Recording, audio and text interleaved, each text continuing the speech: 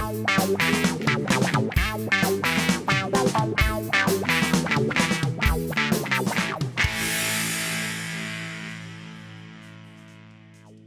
welcome back to another episode of In the Garage. We actually saw a couple indie films that we wanted to talk about because we see other movies that we like too, not just awful movies.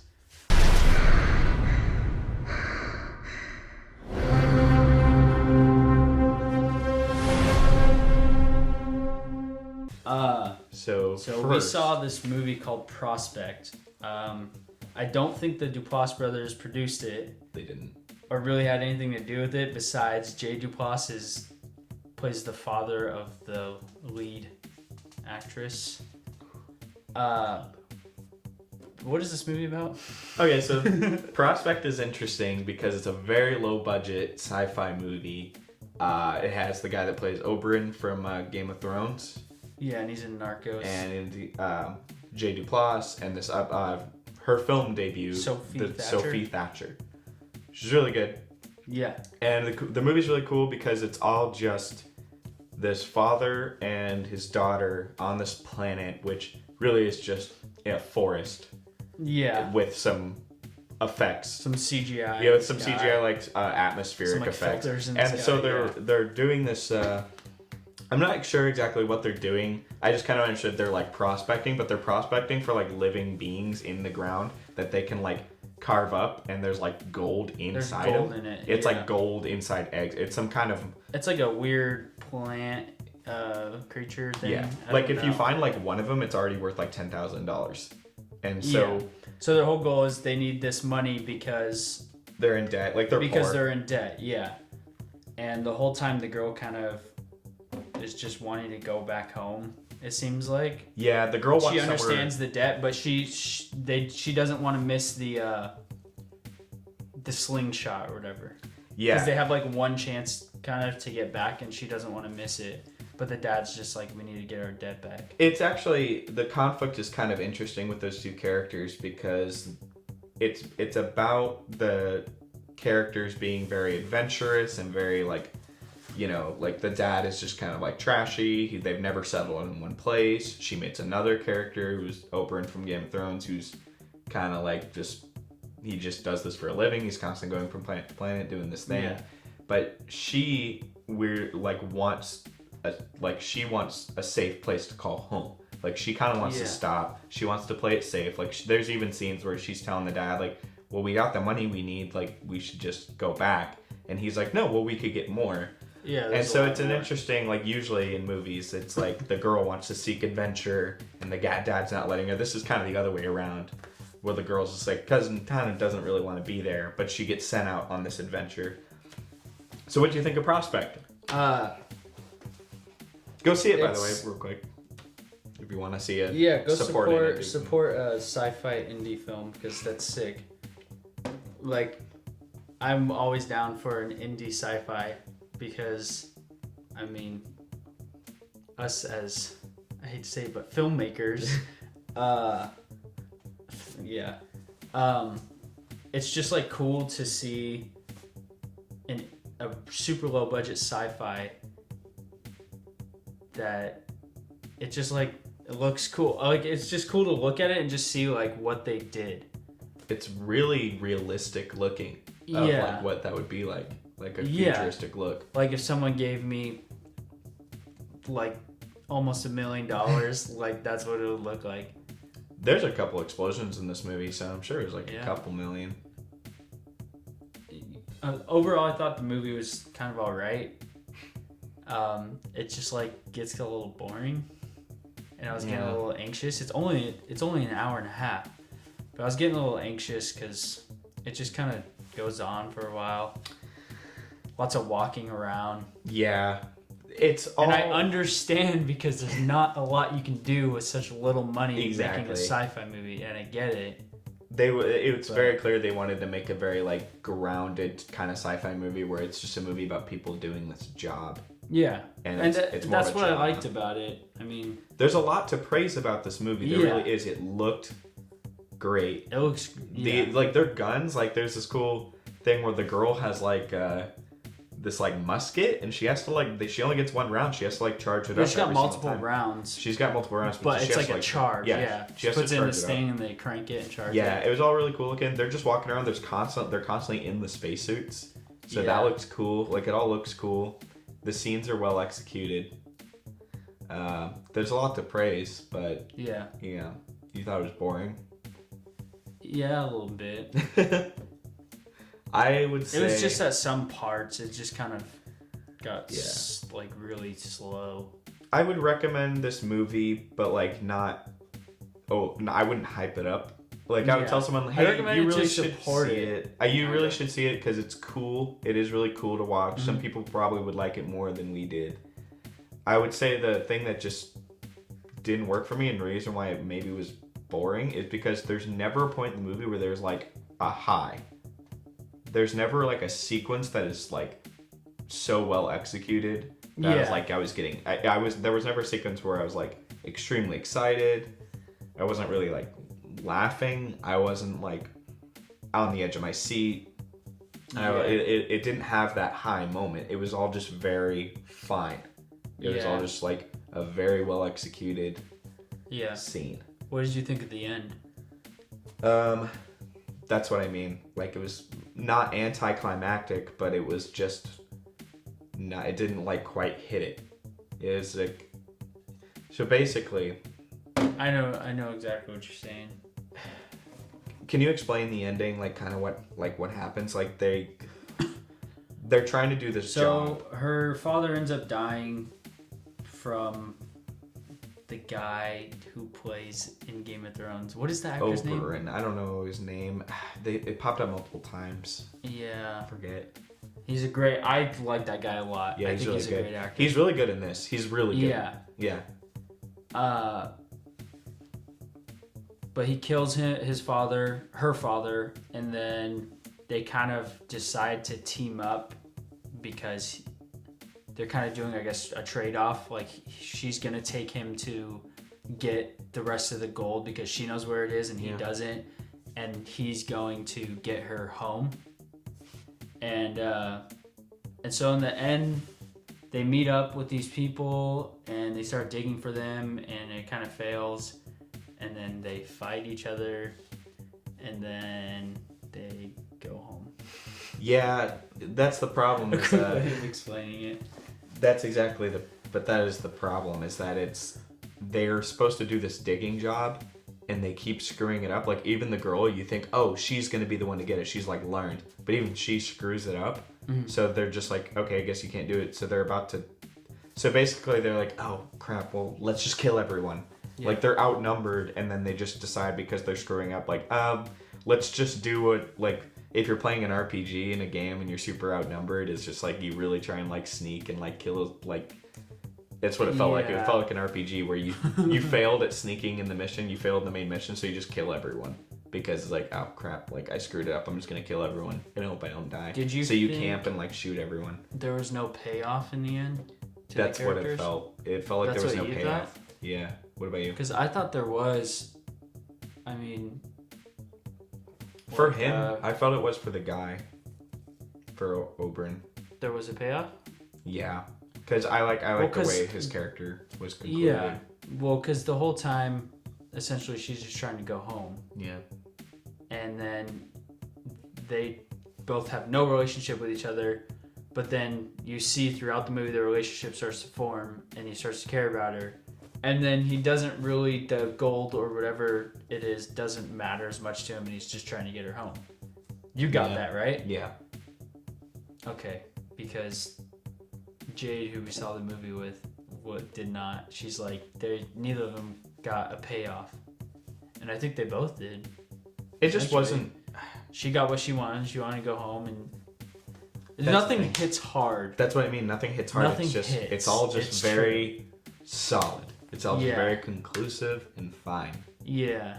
But I don't know. I think it was like on IMDb. It's rated a 7. It's like that's what I'd give it. Yeah, I'd honestly give it like a 7 or 7.2. Yeah. Because I enjoyed it, but I don't know. Yeah, it didn't quite hit there. One thing I really liked about it is that this was one of the first movies I've seen in a while where I really, really liked the main protagonist.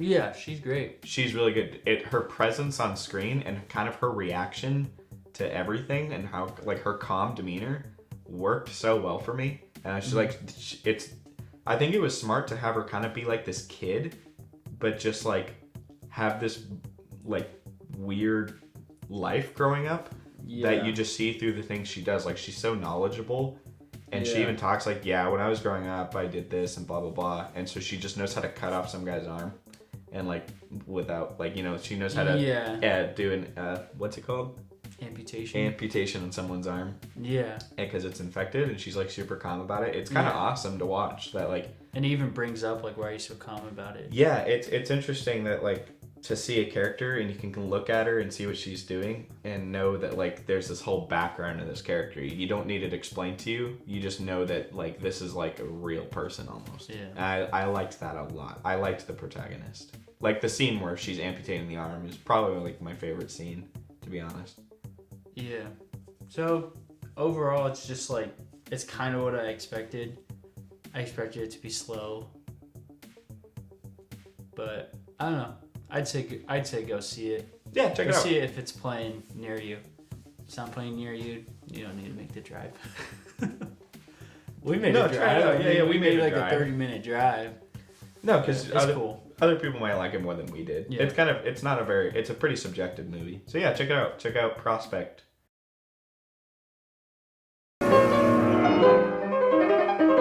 When I think about all the things I've done in my life without in any way resulting in punishment.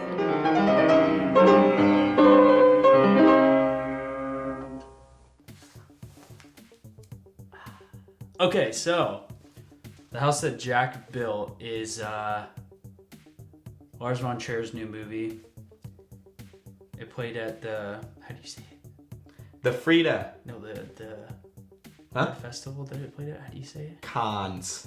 Canes? Raising Canes? Is that? Everyone says it differently, and so don't blame us. Yeah, it doesn't literally matter. everyone says it differently, and no one knows. Like, get it right. Yeah, Cons. Cons. I think it is Cons. Anyways, it played at the festival. People walked out because it's really messed up. And so of course this movie has a lot of press. You can expect it from Lars von Trier. It's gonna be a little messed up. Well, just like you'd think it'd be Lars von Trier's. I like Lars von Trier. But I like me too. He usually focuses a lot more on like depression. Yeah. And yeah, he has some like really grotesque imagery sometimes. Like I know Antichrist is supposed to be really messed up, but his other movies usually are just kind of like more anxiety inducing. Like Nymphomaniac. By the way, if we see Nymphomaniac, that's more anxiety inducing to me. 1 and 2 if you want. 1 and 2, yeah. So go on. So people say that he took it too far with this movie. Yeah. We saw it. I understand why people say that. Maybe. Movie's not entirely as messed up as I thought it would be. It's really not. It's really just one part of the movie that is very, very messed up. We saw it with Jade and John. I saw it with John and Jade and our 2 other friends. And our friend and his girlfriend. And they walked out after this particular scene. Which we'll talk about. But we won't get there yet. We saw the director's cut. Which the movie's really good. Only. The movie's really good. You thought it was really good? It's a good movie. It's a good movie. Yeah, we saw the uncut version. It was a one-night showing in select theaters. I think. Yeah, so it was like sold out. It was so just like sold out. They added more times. Yeah, it was just like the whole Lars von Trier fan base in one theater. Like every seat was filled. Which, by the way, so which would you like to talk about first, the movie or the audience? I want to talk about the audience. Well, yeah, let's talk about the audience, and then as we get into spoilers, we'll come back. You want to go or me? Okay, so I now realize I hate something more than Star Wars fans. It's Lars von Trier film snobs. Oh my gosh. This audience was so obnoxious. And it was like watching... It was like the movie was like a Marvel, like, fan. Like, it was just like a bunch of, like, So fan nods, kind of like, yeah, you know, but it was like for Lars von Trier. The movie is a dark comedy. There are funny parts of it, And it's good at that. and it's good at it. Yes. So you get all these people in this room, and everyone's just feeding off of each other. Of like, if you watch this by yourself, you know when you're watching like a comedy movie, you watch it by yourself and you giggle to yourself, but when you watch it with like your friends, you're just like cracking up. Yeah, like when we all That's basically what happened. Yeah. Which is fine. It's a little annoying. Because some of the stuff wasn't But it's that like some funny. of the stuff I was just like, huh. But everyone's just like laughing hysterically. And then here's where it got really messed up and I think people were laughing at the stuff that was messed up because they went to see it because it's messed up. Yeah. Because it's a very violent film. No, honestly, I feel like our audience just wasn't... I don't think they were catching on to when it was no longer a comedy. Because it was... Even the funny stuff is more like, it's awkward humor. It's the same kind of humor that usually is in Lars von Trier films, which is like The Office kind of like cringe humor. Yeah, it's shot like it too. Yeah, and That's then, how like she did someone says something messed up, and then you see and then you get a reaction shot of them being like, what? It's Yeah. like, that's the humor. Yeah. It's very basic, but everyone was losing their minds over it, and the movie kind of stops being a comedy to really focus on life, the world, art, and violence, and then they kept laughing at the most horrible parts of the movie. And during that, I was looking around and I looked at Jade, and Jade's mouth is just dropped and like covering her mouth, and we were both whispering to each other like, I think we're in an audience full of psychopaths. Yeah. So the movie is about a serial killer, and he goes through how many? 4 or 5? It's 5 incidents. 5 incidents of his 12-year killing spree. Yeah, and he's killed like 60-something people. Yeah. And he just 5 random ones, and he's just like telling it to his conscious, I guess. Right? I would say it's like an angel of death. Okay. We'll explain it later. Yeah, okay, you're right. You're right now that I think about it. And he's explaining these killings, why he did them and stuff. And he just goes through them, and they're all really messed up. And that's basically essentially the movie. And he explains it about it in like an artistic way of why he or how he does the killings, and he like takes photos of them. He puts them in certain positions, takes photos, negatives. Well, the best part of the movie is his character, Jack's character, and that he's like played by Matt Dillon. Yeah, who I didn't realize was as old as he was. What do you mean? He looks so young in this movie. I thought he was like an up and coming actor because I had never heard of him. Oh, you've never heard of Matt Dillon? I never heard of Matt Dillon. Matt Dillon's a man. He was in The Outsiders. Yeah, I know. I realized that when I looked him up. I was like, oh, this guy's like in his 50s. Yeah. But he looks like a young man in this movie. It's ridiculous. Well, what I liked most about the movie was his character, that he's a serial killer, but he has OCD, and he's really awkward about it, but he like also questions people's incompetence. Like a character will say something, and he'll literally say like how stupid that was that they said that. Like some parts in the beginning I thought were really funny. Yeah. And then he takes negatives of the dead bodies. That's cool. First person he kills is Uma Thurman. Yeah. But so here's where the mess part comes in. So he talks, or his, I guess, the person he's talking to the whole movie. Verge. The character's name is Verge. Yeah. Virgil, right? Yeah, something like that. He says, they bring up family, and then Virgil says, like, you don't have a family because your area of work can't have a family, basically, because he's a serial killer. And he's like, oh, well, I had a family once. And then you go to incident 3, and he's going shooting with his, I'm assuming his girlfriend, and I would assume her 2 kids. I don't think it's his 2 kids. I would assume there's her 2 kids. Yeah, I would assume so. And I don't know when the timeline is. He brings a sniper, and they go up in the tower, and he's teaching the kids how to shoot these like paper animals. And and then it just cuts.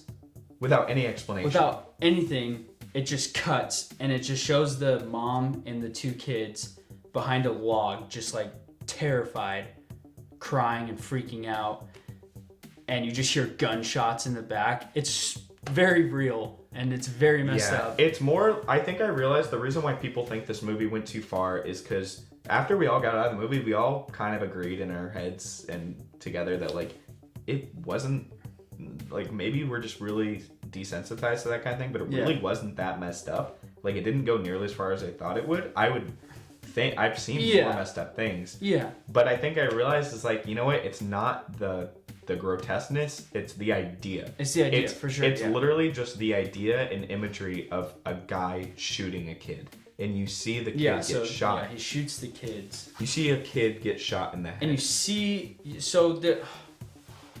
for one of the kids, reason? it's like the ages, I'd say like 5 and maybe 8.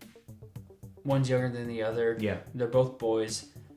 And one of the kids runs out from the log, the youngest one, and he's got his sniper up in the tower, and he shoots him in the leg, and his leg just like breaks in half, and it's like hanging off, and the kid falls down, and the mom runs after him, and then the other kid picks his head out, and he shoots that kid in the head, and it's no humor at all, 0 humor. It's not a funny scene. Yeah. It's horrible.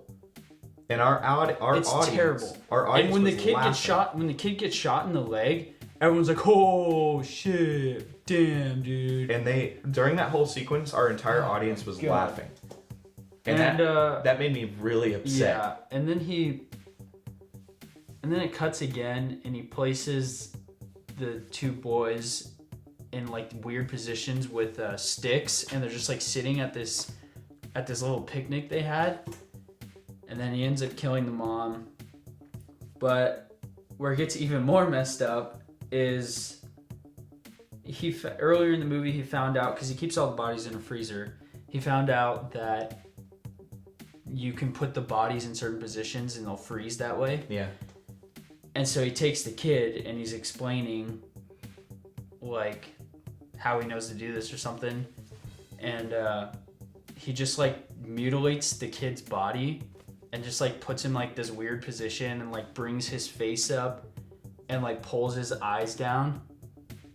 And it's really horrifying. And I think if you saw that in a movie like a teenage horror, it'd just be like kind of dumb. But the way they go about this is it's so serious, and the way Lars von Trier shoots it is it's so real, and it's so like raw, and it's so messed up. But he mutilates this child, and we had some friends that came with, and they left after that scene.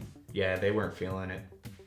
So that's where I can understand why people said like it went too far. Yeah. Because not in a way that's like it's just too much for me to handle. It's you went too far, and this is no longer art.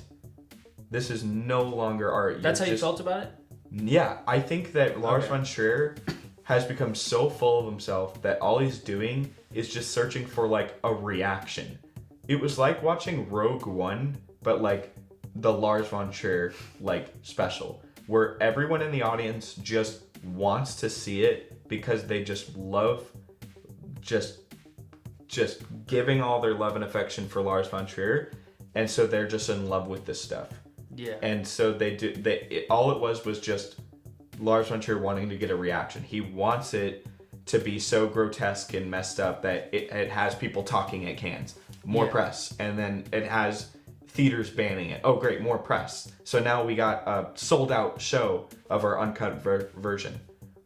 And like, yeah, he does these things where like, he puts himself on the posters of his movies, and like Does he really? Yeah, and he like, it was just so annoying that like during points in the movie I was just like, it's no longer just like a good movie. This is just there so he can get a reaction. It was almost like he just wanted to write a messed up movie, so he wrote a movie about a serial killer and then inserted all the art stuff later. Yeah. And now he's just like, oh, look at me, look at what I can do. I can do this. And it's like,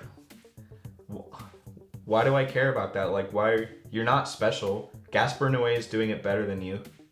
Sorry, like Gaspar Noé has made way more messed up movies, and they're better. Like Lars von Trier is getting the praise that Gaspar Noé deserves. That's my honest opinion. There's just so many times in this movie I was rolling my eyes, not because it was messed up, but I was like, "Are you kidding me?" Like, I just don't want to watch this. Like, I feel bad for watching this. And then it would get interesting at times. There were like really good moments of like tension building, which is what I like in his movies. Like incident number 5 or 4, when he like there's a scene where like he kills one of his girlfriends. That's 4.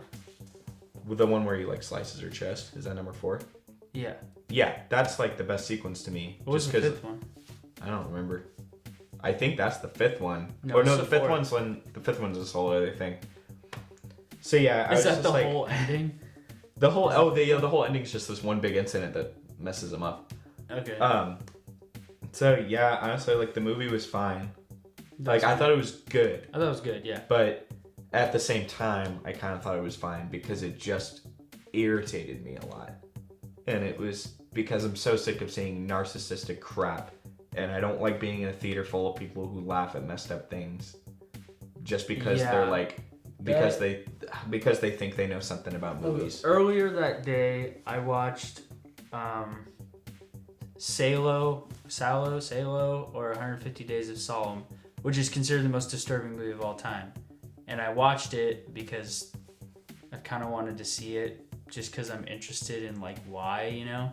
And I watched it, and I was like, this isn't as bad as I thought it would be. And I just went over it, never really thought about it the rest of the day.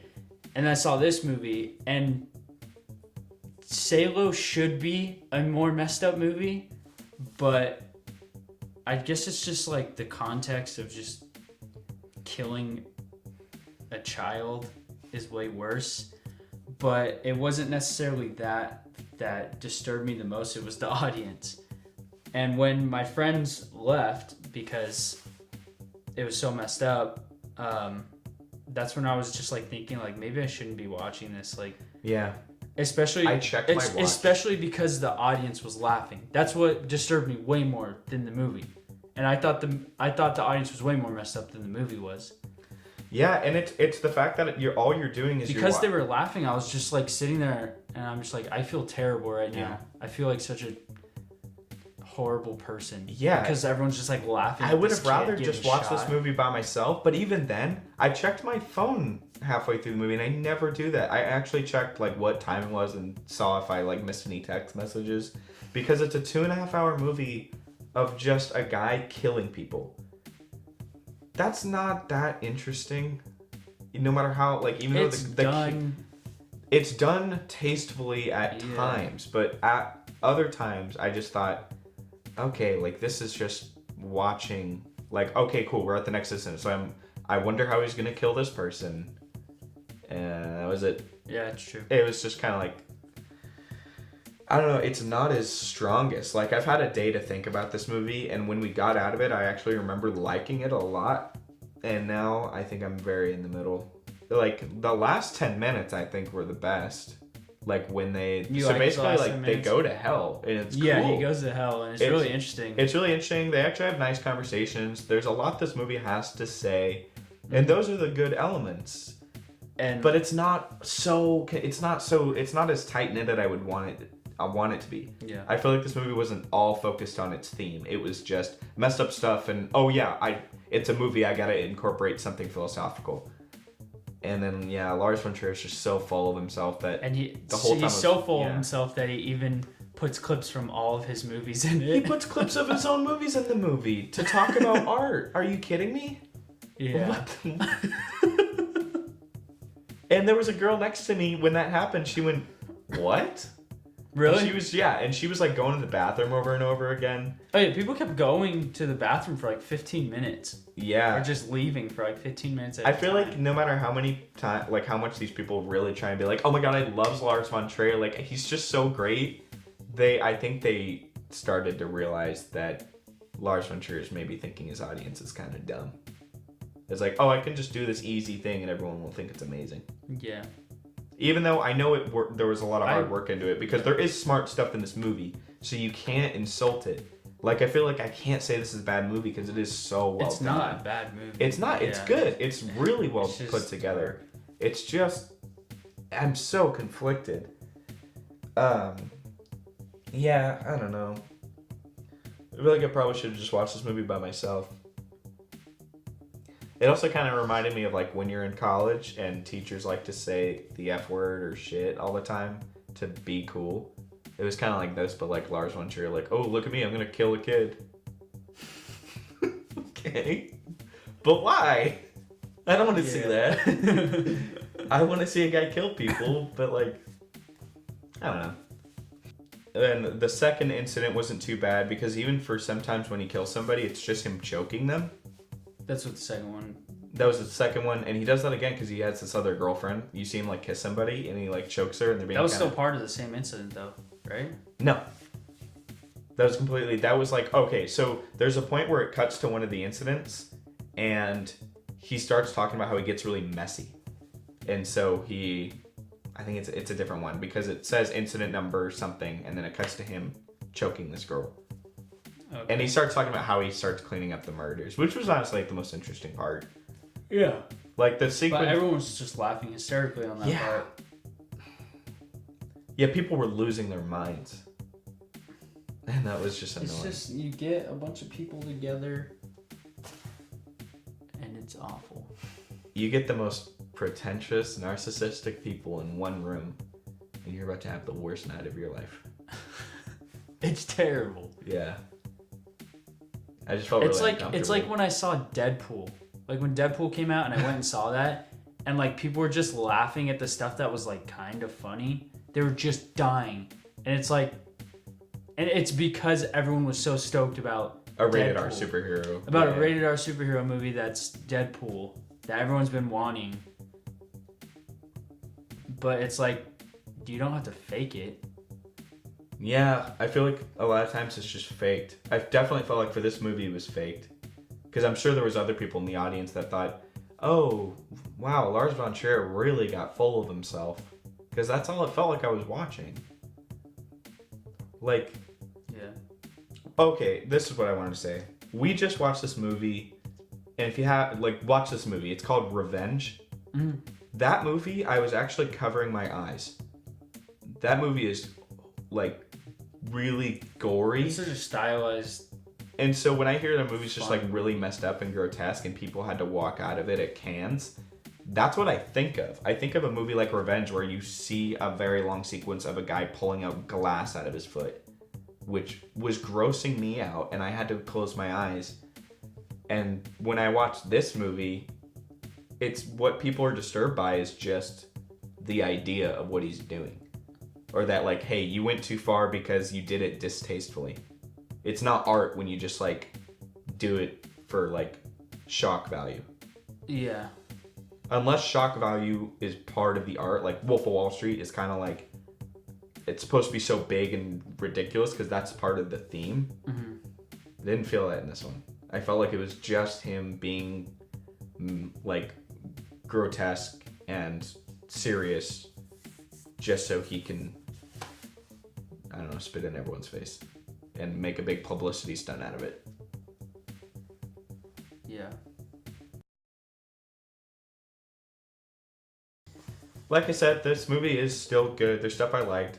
Lars von Trier is really good about building tension, like knowing how to build tension, because you know something's gonna happen, and he just drags it out as long as he can. That's why like his movies are so long, because you just have like these. Yeah, his movie's really, 2.5 hours. Yeah, and it's great when it does that. Like his filmmaking style is really good. It brings such a sense of realism to his movies.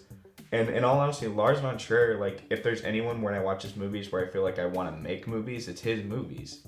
Like, anytime I watch one of his movies, I want to go out and make movies. But for some reason during this, I got this feeling halfway through, and I literally thought to myself, like, man, movies are so dumb. I don't want to be here. But it still, like, had that element of, like, quality filmmaking that made me go, man, I want to make movies kind of like this. Which I liked, so... Yeah. I like his movies. I did like this, so... It's a... I don't know. Is it like wrong to say that you like the movie? It's just like No. Honestly, it's good. It's a good movie, but the audience just ruined the whole thing for me.